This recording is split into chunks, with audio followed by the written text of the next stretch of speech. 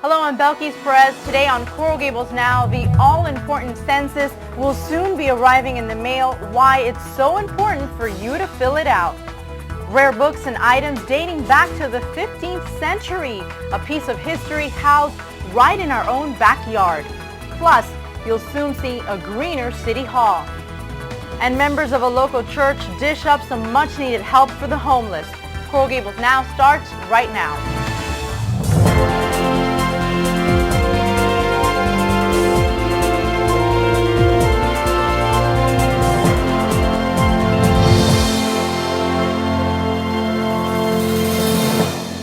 Hello and welcome to the March edition of Coral Gables Now. I'm Belkis Perez. Very soon, residents will be receiving the census. Now, it's a brief survey that all residents should fill out. And much of the funding that will eventually go to the state in the following years is based on the census.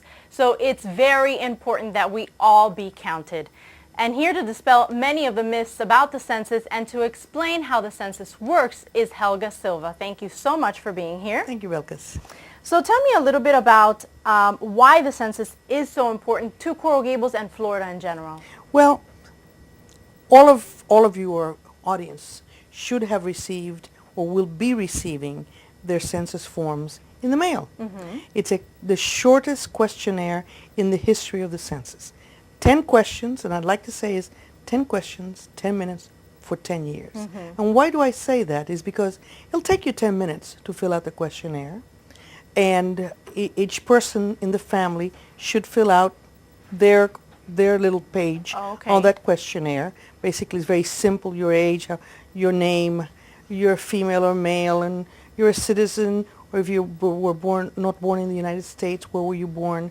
Very, very simple questions. And that determines, really, the population of Coral Gables, if everybody fills it out. Dade County, then obviously the state. And why is that important? Very simple, because for the next 10 years, the government will distribute $400 billion a year to states, cities, municipalities, and counties based on the population that this census says there is. So if we have an undercount, mm-hmm. it costs every city thousands and thousands of dollars every year, not just 1 year, mm-hmm. every year for the next 10 years. Wow.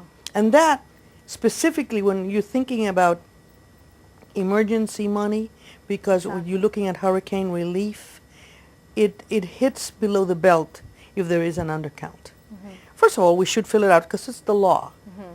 Number 2, because it's being a good neighbor. Number 3 is to help yourself. Number 4 is it's the way we get better schools, mm-hmm. the right hospitals, even at the numbers that determine whether we're going to get a superstore or an anchor store in one of our neighborhoods. That's how businesses look at it. And when they get this in the mail, is it one form per person, or is it one form that will be arriving and then the subsequent forms? It's one form. It looks like a booklet. Okay. It's one form, and for Miami-Dade, which has such a large concentration of Hispanics, there will be a bilingual form, mm-hmm. English and Spanish. And what we'll find is that many of the reasons it's done like that is because we also find that in many cases the children read the questions to their parents in English, then the parents will read it in Spanish, and then they feel more comfortable about answering the question.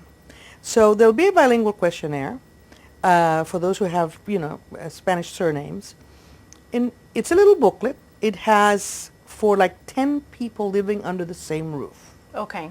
That's what it boils down to. Mm-hmm. If you have more than 10 people living under your roof, and I don't say that lightly. I mean, with the economic situation that we're under, we have situations where families have joined together under one roof. So you may have a household that normally were maybe 5 people, and now it's a household of 9. So it's your state at this present moment.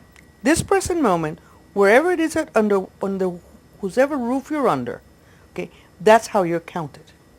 Now, is all the information private? I know there's a lot of apprehension about filling forms like these. Although none of the information, I mean, you're not asking Social Security or anything like that, but... We don't ask your Social Security, your legal status, your documentation. We don't ask your passport, visa, nothing. There's no such thing. However, I understand the apprehension. There is an active search for illegal immigrants and their deportation, and that obviously is something that makes a lot of people nervous. And the reason we guarantee, look, the word I use is guarantee, that the census does not share the private information.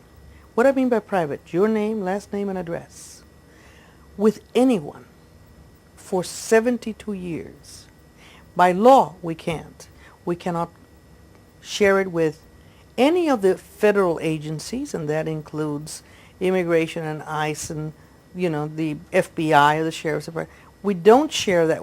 We don't share it with local states either, and certainly we don't share it with local police or let's zoning departments. I mean, we don't do any of that.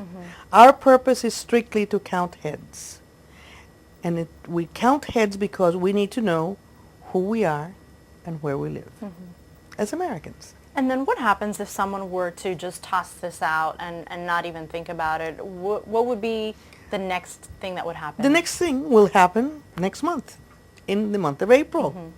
The month of April, by the end of the month of April, when we've given by the way, April 1st is Census Day. It is the day that we hope everybody will send back their questionnaire. So by April 1st, it should be in the mail or should be at the location? Hopefully, it should be in the mail. Okay. That's what we hope for. We Okay. want everybody to make sure that on Census Day, please put it in the mail. Okay. So we give it, obviously we're going to give a 30-day grace period. And then in May, we will start, for those who tossed it aside, for those who were negligent, for those who don't want to answer it, you're going to get a knock on the door. And there's going to be a census enumerator, that's what we call them, that has a bag that clearly identifies them as U.S. Census workers. Will have a badge, and also will bear a letter saying that they're there to help you. Fill out this form that you failed to fill out. And we can knock on the door up to 14 times. Wow. But I want to say this for everybody who's listening. For every 1% that we increase the mail-back response, we save $90 million, because that's less people we have to send out to knock on doors. The mail-back response rate for the nation was 67%. For Florida, it was 63%. So we need to, this is an outreach effort. Exactly. To see if we can get people involved, to understand the cost of not filling one out, that the cost is direct. It's to you and your family and your kids and the elderly in your family.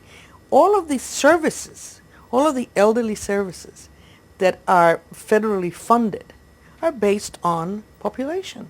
We've got to know who lives here. We've got to know to serve them.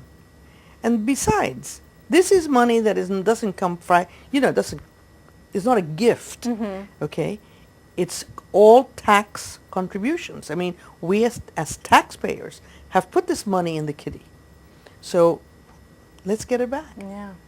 Is this sending workers out for those that don't fill out the paperwork, is that normal?